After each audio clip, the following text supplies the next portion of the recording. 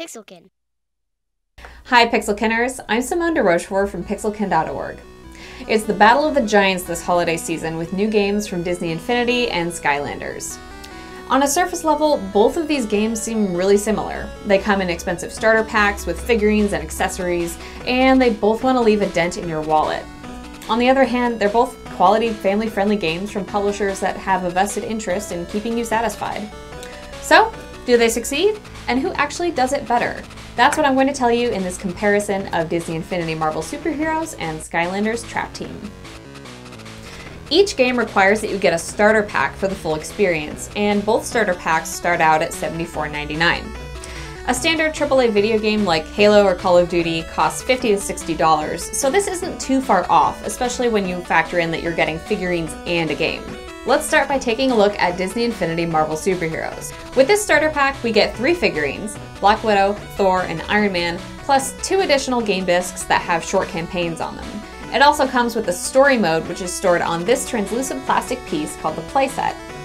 Aside from the story mode, it also has the toy box mode, which lets you build your own games. Disney Infinity's Infinity Base is what you put your figurines on. It plugs right into your console with a USB, and it holds up to 2 figurines and a playset. It's compatible with figurines and power discs from earlier Disney Infinity games, but not with the playsets. With the Skylanders Trap Team starter pack, we get 2 figurines and 2 traps. The traps can be used to catch and play as villains from the game, so essentially you're getting 2 figurines and 2 digital characters. Trap Team comes with its own base called a portal, and this one is specially made with a slot in the front to hold your traps. Older Skylander figurines are compatible with the portal, and they'll retain any powers that you've leveled them up to. All of these figurines are really nice. They're specifically designed to be solid and withstand some rough play from kids, so they're toys as well as game pieces. I give Marvel Super Heroes points for including diverse characters. It might be hard to find a Black Widow figurine at your local toy store, but you can find Black Widow, Gamora, Nick Fury, Falcon, and more for Disney Infinity. The Skylanders are all really fantastical creatures. Some of them are humanoid, some resemble dragons or dogs, all of them totally cool. For what you get in the starter packs, Marvel Super Heroes and Trap Team are pretty much equal, both in terms of price and in as much as they give you what you need to actually complete the game. You don't need to make additional purchases to feel like you're playing a whole game. Of course, each game's franchise is invested in keeping you buying. Marvel Super Heroes has additional figurines for $14.99 each. These include characters from movies like Spider-Man, The Avengers, Guardians of the Galaxy, and Big Hero 6.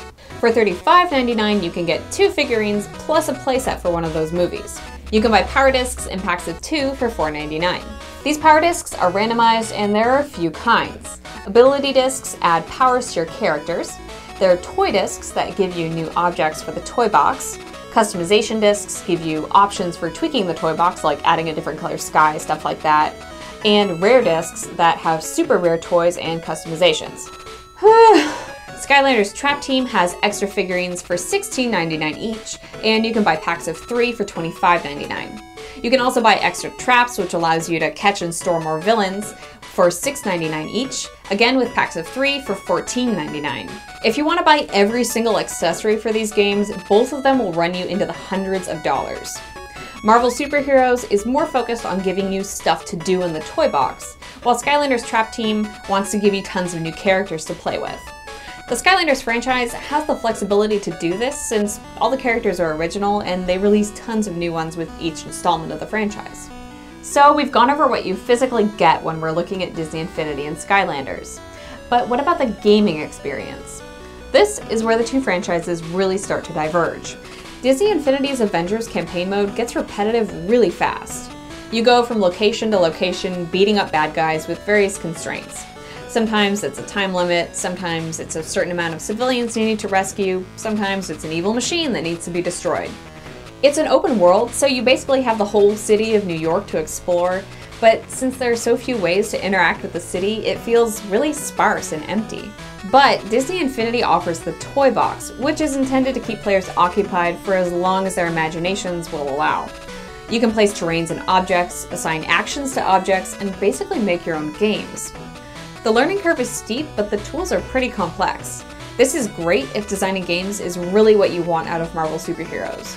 If you're not invested in building and creating things, this does get old pretty fast. In Skylanders, the campaign mode is actually its greatest strength.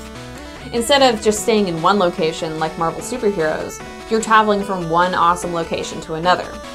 Every area introduces new scenery and new enemies. This helps keep the game fresh. Each of these games wants to be an ongoing investment. Both of them want you buying new figurines, new add-ons, new accessories, and they want you to buy the next game in the series whenever it comes out. What it comes down to is, if you want to play diverse, polished games, I would try Skylanders. If you want to make those games, Disney Infinity might be the right choice for you. Skylanders is definitely the better game, but Disney Infinity is the better creative tool. If you haven't read our reviews for Skylanders Trap Team and Disney Infinity Marvel Super Heroes, you should definitely check them out. If you have either of these games, let us know what you like about them in the comments below. Remember to subscribe to this channel and check out Pixelkin.org for all your family gaming news.